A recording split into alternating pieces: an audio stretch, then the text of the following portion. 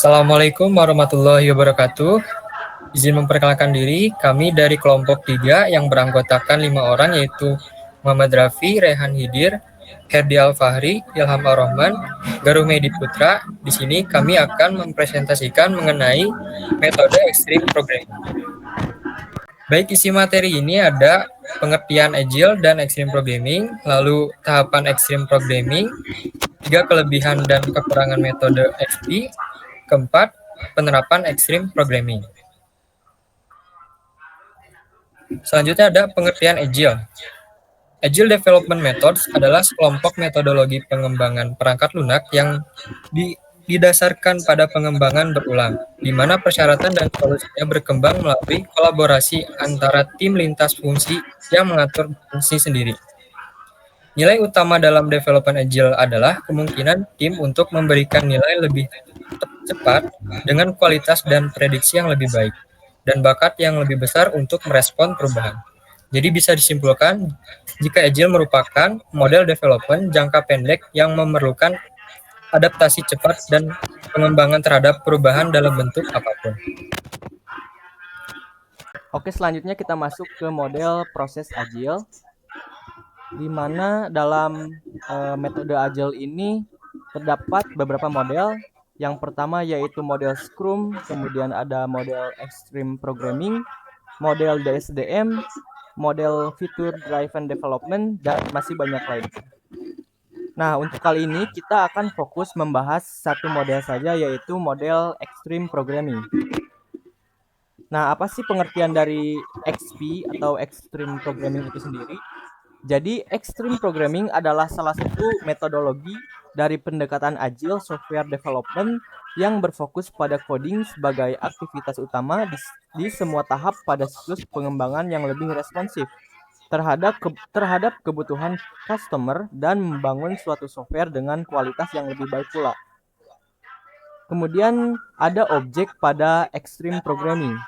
Nah, objek yang dimaksud pada XP ini sejatinya mengacu pada pemrograman berorientasi objek atau PBO, atau dalam bahasa Inggris dikenal sebagai OOP atau Object Oriented Programming.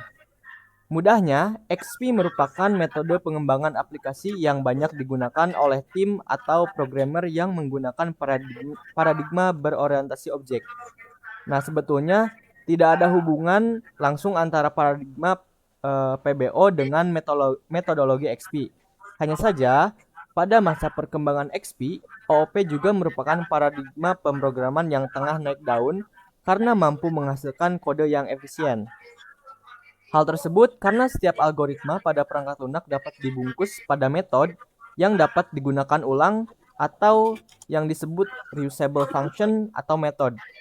Jika kita membutuhkan logik yang sama namun memiliki atribut yang berbeda. Oke, selanjutnya ada nilai utama XP. Di sini ada 4 nilai. Yang satu ada komunikasi, yang kedua ada courage, yang ketiga ada feedback, yang keempat ada simplicity. Nah, untuk nilai yang pertama ada komunikasi. Komunikasi ini XP memfokuskan pada hubungan komunikasi yang baik antar anggota tim. Para anggota tim harus membangun saling pengertian, berbagai pengetahuan, serta keterampilan dalam pengembangan perangkat lunak. Ya, yang nilai yang kedua ada courage. Anggota tim dan penanggung jawab pengembangan perangkat lunak harus selalu memiliki keyakinan dan integritas dalam melakukan tugasnya. Integrasi harusnya dijaga bahkan dalam kondisi adanya tekanan dari situasi sekitar, termasuk klien atau pengguna. Nah, yang ketiga ada feedback.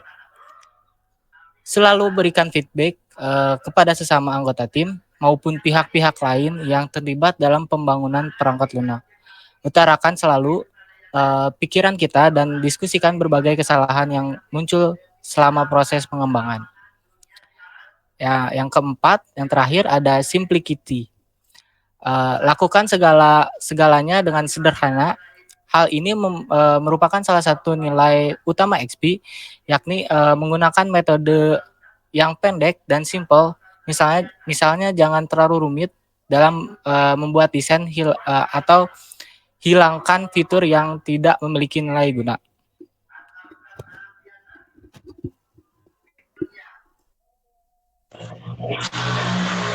Nah, selanjutnya untuk tahapan extreme programming. Yang pertama ada planning, yang kedua ada design, yang ketiga ada coding, dan tahap yang terakhir ada testing. Nah, untuk tahap planning, kegiatan planning atau perencanaan dimulai dengan mengumpulkan berbagai requirement dari perangkat yang akan dikembangkan.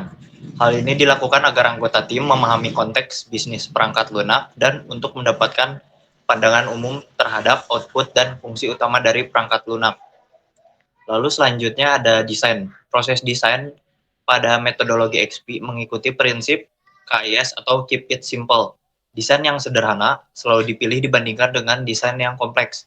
Berbagai desain fungsi tambahan yang tidak diperlukan namun developer merasa nantinya akan diminta oleh pengguna tidak boleh dibuat. Hal ini karena XP menerapkan penggunaan CRC atau Class Responsibility Card sebagai mekanisme yang efektif untuk memikirkan mengenai software dalam konteks berorientasi objek.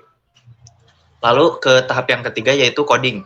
Setelah menyelesaikan cerita pengguna dan desain kerangka kerja, tim XP tidak segera beralih ke coding. Mereka mengembangkan serangkaian tes unit untuk setiap cerita yang akan dibuat. Setelah tes unit dibuat, developer fokus pada memenuhi tes tersebut.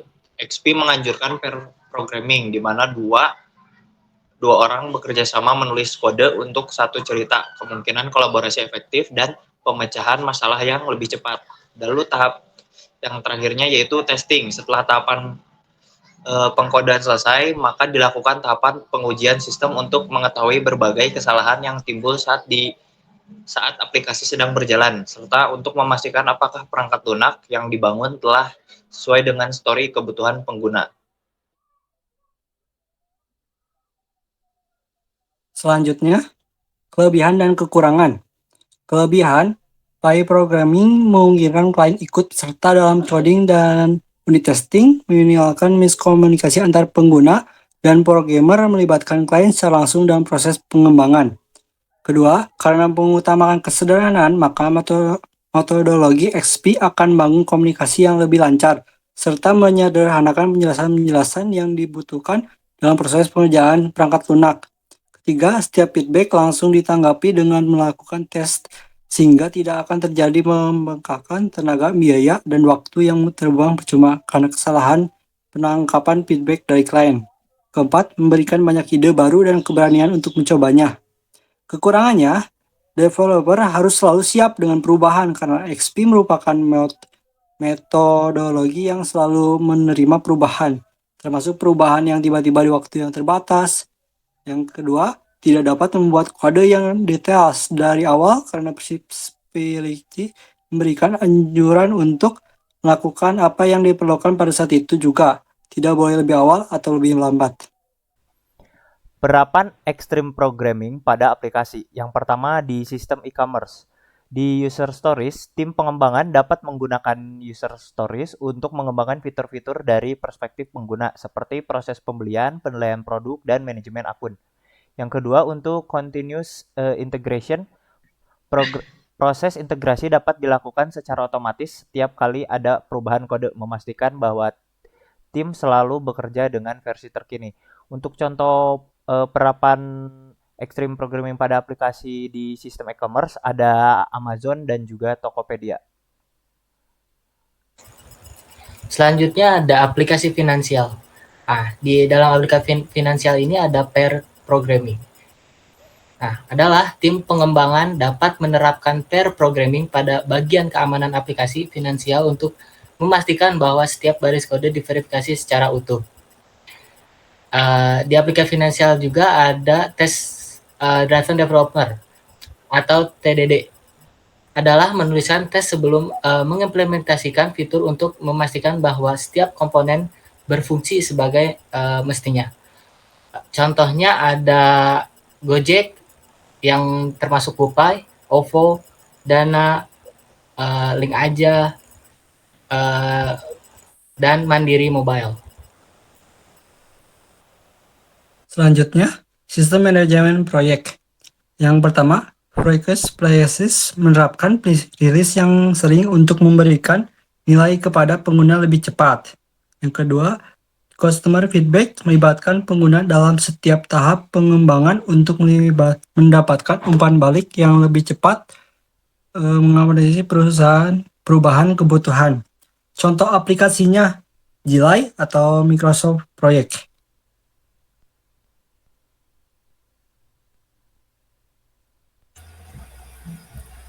Baik, selanjutnya ada aplikasi pendidikan online. Penerapan Extreme Programming pada aplikasi pendidikan online ada satu, Simplicity, menjaga desain dari fungsionalitas aplikasi agar sederhana mungkin agar mudah digunakan oleh berbagai kalangan pengguna. Kedua, refactoring, melakukan refactoring secara berkala untuk memastikan bahwa kode tetap bersih dan dapat diadopsi dengan mudah untuk perubahan kebutuhan mendatang. Untuk contoh aplikasinya sendiri ada Edmodo, Coursera, Code Academy, dan lain sebagainya. Oke, dan untuk yang terakhir, nomor 5 ada penerapan di aplikasi transportasi umum. Yang pertama ada Test Driven Development, dalam kurung TDD, yaitu menulis tes sebelum mengembangkan fitur baru seperti pembaruan rute atau integrasi dengan sistem pembayaran elektronik untuk memastikan kehandalan fungsionalitas tersebut. Yang kedua ada Continuous Deployment, yaitu melakukan implementasi otomatis untuk mempercepat waktu pembaruan dan penggantian fitur. Adapun penerapan dari aplikasi ini yaitu ada Gojek, ada Uber, dan ada aplikasi Grab. Mungkin cukup sekian penjelasan dari kelompok kami.